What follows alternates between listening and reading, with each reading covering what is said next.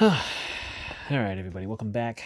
So, yeah, kissing Krane, kissing Krane. You guys know I've already showed a couple of stiletto like knives on my channel. I'm really happy to have this on my channel today. It is a very special one, so let's get into it, everybody. Let's talk blades. That's what we're into today. You already heard me say it. Kissing Krane. Two cranes. Freaking kissing. Um, Now this one's actually kind of cool to me. I've been wanting a Damascus steel kind of stiletto-y looking freaking awesomeness, and that's what this is. So here's the box. Special Damascus. I think that's United Cutlery. If you can see that little bit right there, United Cutlery edition. Okay, and nothing really too crazy. Made in China.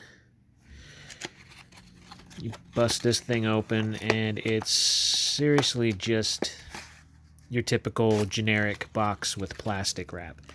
So I wanted to show this because not only does it come in a Kissing Krane box, but you have that special Damascus United Cutlery edition. And I'm a fan of United Cutlery. I used to have a couple of United Cutlery pieces. I've since lost them or have given them away. Or have traded them. I don't believe I have any United Cutlery in my collection anymore. If I do, I will definitely showcase it. Now you got me thinking, where do I have more United Cutlery stuff? Anyways, United Cutlery is best known for their knives you see on movies and just bringing all that stuff so that way bringing it from the movie screen or even the TV screen and bringing it to your hands, the consumer hands. Of course, it's not going to be as cool as in the movies. It's going to be kind of a lesser steel, but it's good for collecting, Sure, you could use it anyway. Why not? Anyways, it's going to be in this nice, very unique kind of burnt bone kind of look. You got the brass on there. And yeah, it's your typical stiletto. The only thing is, it's not a switchblade, obviously. It is a nail nick, two-handed deploying knife, and you can see the beautiful Damascus layers on there. Now, is it true Damascus? I would like to think that it is, but I'm not entirely sure. I want to say that it is. I'd be pretty damn disappointed if it's not.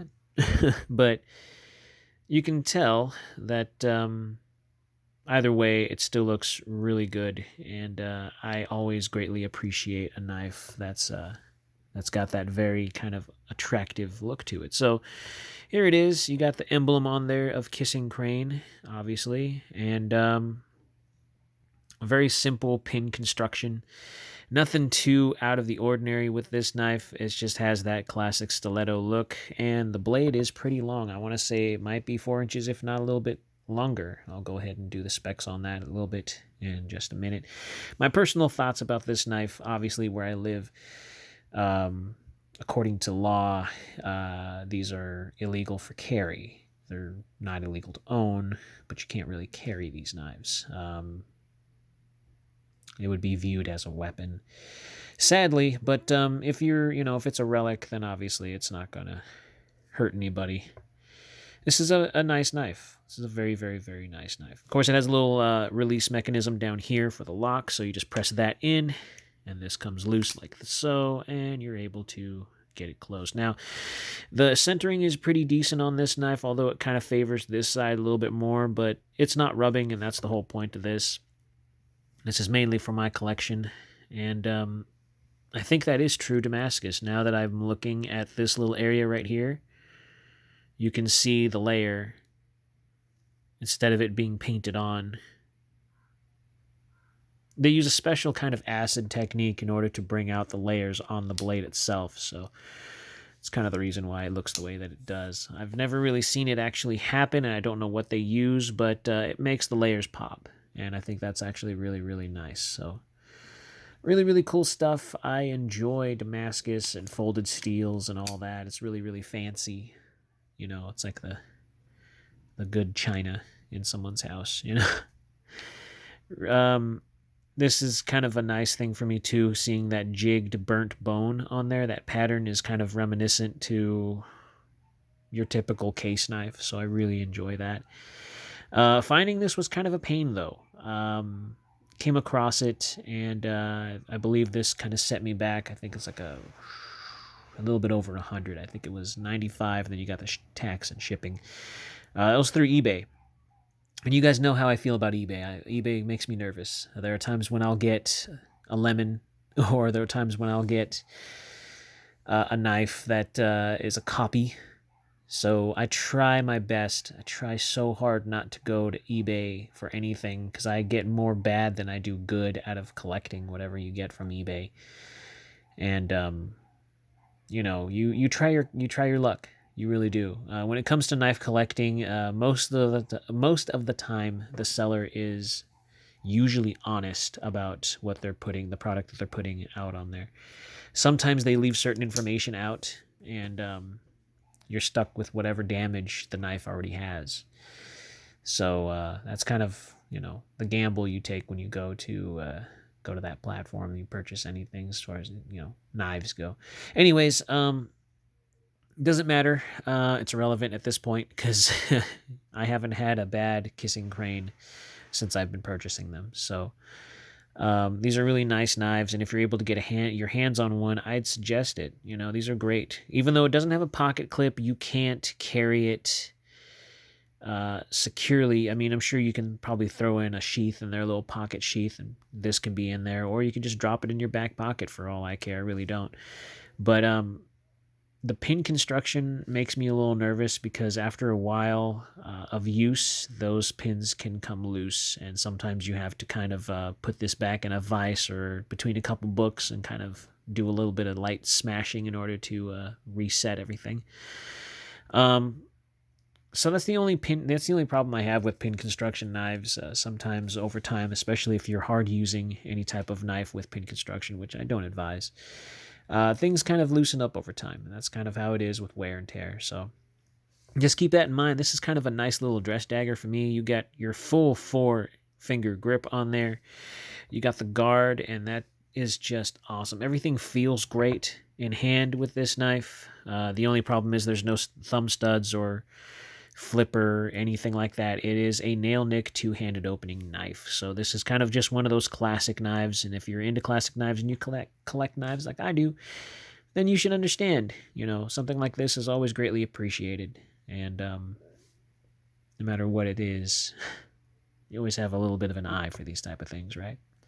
Anyways, we'll go ahead and get into the specs of this beauty.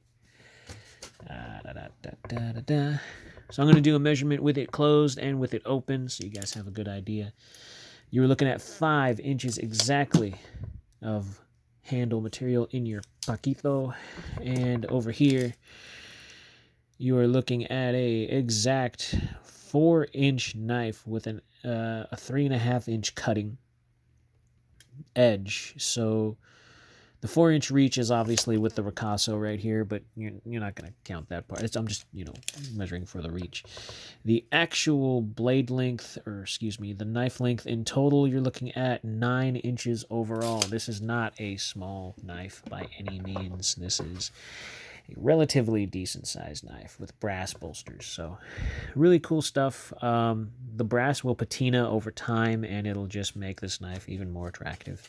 At least to me, anyways. I do enjoy stuff like that. Go ahead and get out the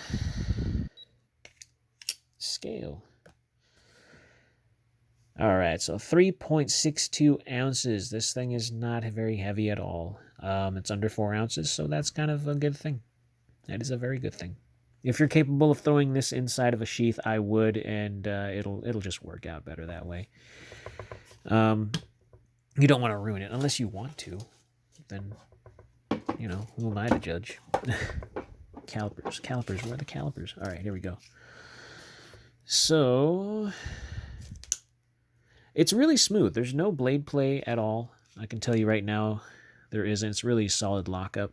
16.0 on the handle, and on the blade, you're looking at a 1.6. it's a really solid. It's a really solid build. The only thing I'd have to say that kind of bothers me about this knife is the fact that it doesn't have a pocket clip. I really enjoy pocket clips. If there was a way to put a pocket clip on it, but I mean, this is kind of like an original style back when pocket clips weren't really a huge thing on certain stilettos, if any. But it's nice either way. The bone on there is really nice and smooth. It's got a mirror polish to it. It's a really pretty knife. It just has that appeal to it. Now, this is one of those knives you just drop in the back pocket and go as your day, Really smooth on the opening and closing. The lockup's great. There's nothing I can really complain about this knife. Now, price tag on this obviously is going to, like I said, is going to be a little bit over $100. But if you can get it, go for it. And if it's still available. There's some other ones with like wood handles, and like I said, there was one with the mother of pearl handle that's got the plastic coating on the top. Either way, Kissing Krane makes some good stuff. Hen and Rooster is also another one, which I'm probably gonna do another video on that. I got a couple of other knives that are from that, so stick around. Good stuff, Kissing Krane. If I had to choose between Kissing Krane and Hen and Rooster, I would say Kissing Krane is the best one. Hen and Rooster is good too, but some of their stuff is hit and miss when it comes to their quality. I guess their quality kind of been lacking in the past. But that's okay, though. I mean, as long as it works and it looks good and you're happy with it, this stuff is irrelevant. Anyways, go ahead and slash that like, excuse me, slash that like button, stab that subscribe, slice that bell icon so you guys are notified anytime I post new stuff in these craziest of times. Everybody, please, from the bottom of mi corazón, be kind, be safe, carry responsibly, and I'll see you all amazing people in the next video.